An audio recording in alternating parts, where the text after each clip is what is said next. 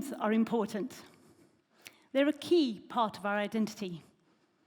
And one of the greatest pleasures and privileges we have as parents is to choose our children's names. And I remember the excitement I had when we were discussing our two children's names. But yet, it came with a lot of pressure too. We had to get it right for them. And as we were waiting to be discharged from the hospital after they'd been born, each one separately, I may add, the nurse handed us over an information pack. And she told us that we had 42 days to agree a name and get them registered. And so, once we finally managed to agree that name and get them registered, a plethora of official documents started to arrive through our door, recognizing the existence of our children. We got letters for registering them with regards to their child benefit. We had letters for immunization schedules. When the time came, a letter to register them for school. And we've also used their birth certificates multiple times to open bank accounts, apply for passports.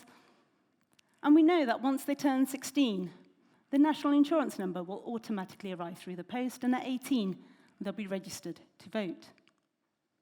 Now, once they were registered, all of this happened pretty much automatically. We haven't had to think about it.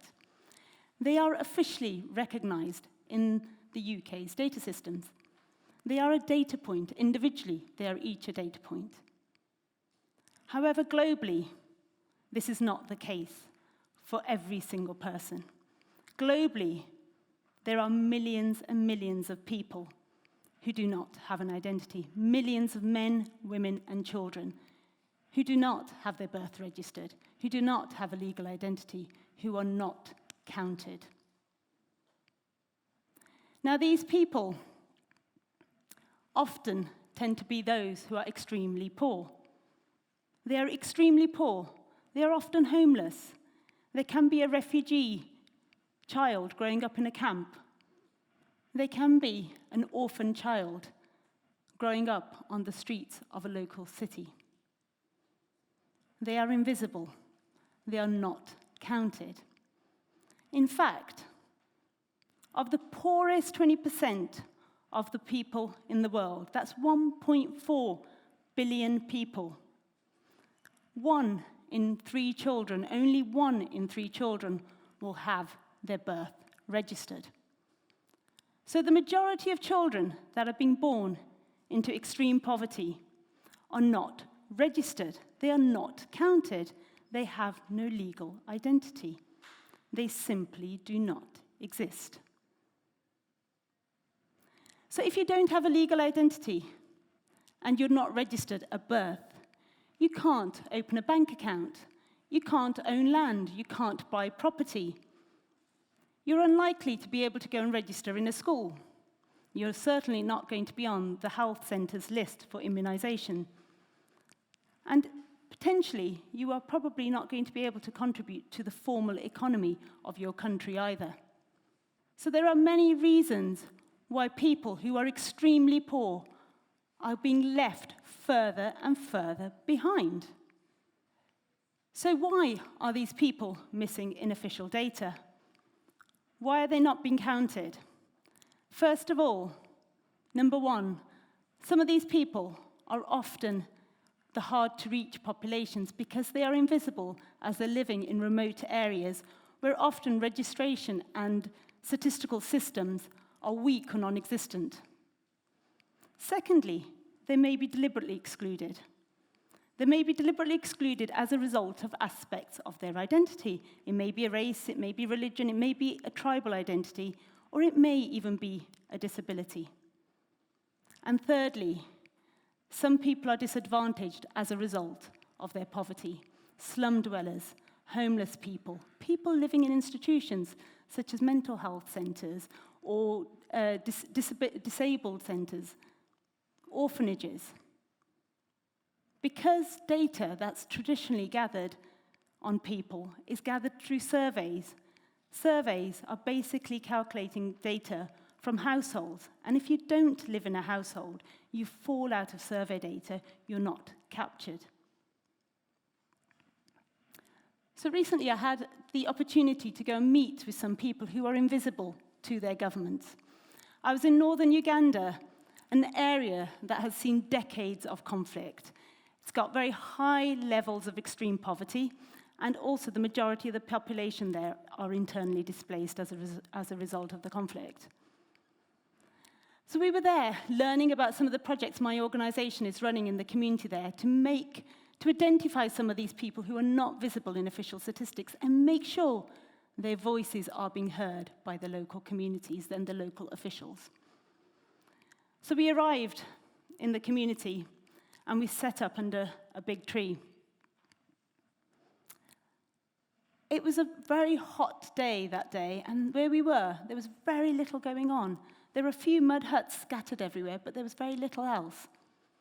Then all of a sudden, from amongst the trees, people started to emerge and sit down on the dusty floor in front of us. Young and old, women with children, boys and girls, all looking with trepidation at the strangers sitting there under the tree, waiting for them. And one particular woman caught my eye. She was carrying a small naked child, and herself was barely covered. She was wearing what looked like a small old swimsuit. Her name was Doreen, and she was one of those many people who had no registration documents. Her birth had never been registered, and neither had the birth of her child. So the lack of data on certain people were making generations of people invisible. But what's more, we knew very little about the deaths in this community. We knew very little about the deaths in the community. We knew very little about which child was actually going to school and accessing education services, or how everybody was earning a living, what income they had as well. Official data drew a simple blank on these people. Now, this problem of invisible people in data is not unique to northern Uganda or sub-Saharan African countries, but it is much more extensive in sub-Saharan Africa, simply because of weak governance systems and structures to register people and maintain regular records on them throughout their lifestyle. But even in the UK, where I stand here with you today, I'm aware, although the UK's civil registration system is very strong, we are missing people from our poverty statistics. People who are homeless, people who are living in institutions, people who are often temporarily housed in bed and breakfast accommodations. Fundamentally, those people who are some of the most vulnerable in our communities. I personally find that quite shocking. This is a problem, because if we're not recognizing their poverty, we can't then develop policies to track and see how we can get them out of poverty. And if we can't track them, we're never going to be able to see any progress or change for these people. So one of the things we need is firstly to register people, but secondly, we also need better quality data as well. We need to know who's in poverty, where they are, and what's keeping them from benefiting from progress. One of my favorite quotes that I use a lot is, when we change the way we look at things, the things we look at change. So we need to start looking at changing the way we look at things, and we can do that by disaggregating data. We can do that by disaggregating data by age, by gender, by disability, by ethnicity, by geography, by income. We can then tackle some of the challenges, such as poverty and inequality in our communities, that persist in our communities. They persist in our cities. They persist in our world. I'm going to finish off by telling you a story about a man who did not take the challenge of lack of data as an issue on why he couldn't represent his people. Chief Kariuki is a chief of a district in Western Kenya. And he's known as the tweeting chief. And he's known as the tweeting chief because he uses Twitter to communicate with his constituents.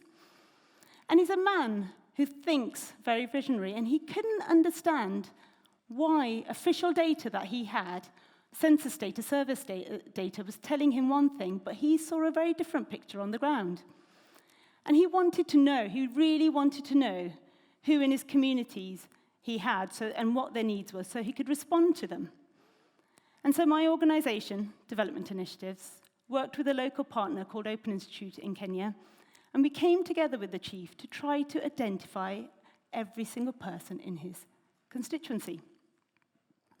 We worked with community leaders. We got them together, and we gave them handheld devices similar to iPads with surveys already loaded on the iPads. And we asked them to go into their communities, into their particular areas, and survey everyone so that they could find out who was living in his constituency. Over months, we gathered this data, and then we analyzed it. And we learned that Chief Karaoke, he had more than 5,000 people living in his constituency than was recognized in official records. That was 20% more people than was recognized officially. And secondly, some of the most vulnerable people, the issues that were affecting their lives was the lack of clean water, which was leading to waterborne diseases, and as a result of that, death. So the chief did what he does best. He tweeted. And a few weeks later, as a result of his tweet, a charity in the US was able to send water filters for every single household in his village. And secondly, he was able to use this data story and make a very compelling argument to the central government. And he was able to secure funding to open a local health clinic for his people. Now, for me, this is a small but powerful example of how you can bring data together when you really count people, you know what issues are affecting their lives, and you use that data, you can transform the lives of people in a local area. So in summary, there are 4 steps that we need to be thinking about here to address this challenge. Step number 1, we need to start from the basics. We need to count every single person. We need to register everybody's birth and death. Secondly, step 2, we need to increase the scope of official data so it goes beyond the household level down to the individual level. And step 3, we need to improve the quality of the data until we disaggregate the data by age, by gender, by sex, location, etc. We're not going to improve the quality. We're not going to know who is most affected and who is being left behind. And finally, step 4, we must use the data. We must use that data to then understand who has the greatest need and to specifically target those people with policies and resources and give people the tools to lift themselves out of poverty. So, ladies and gentlemen, when we change the way we look at things, the things we look at can change. Thank you.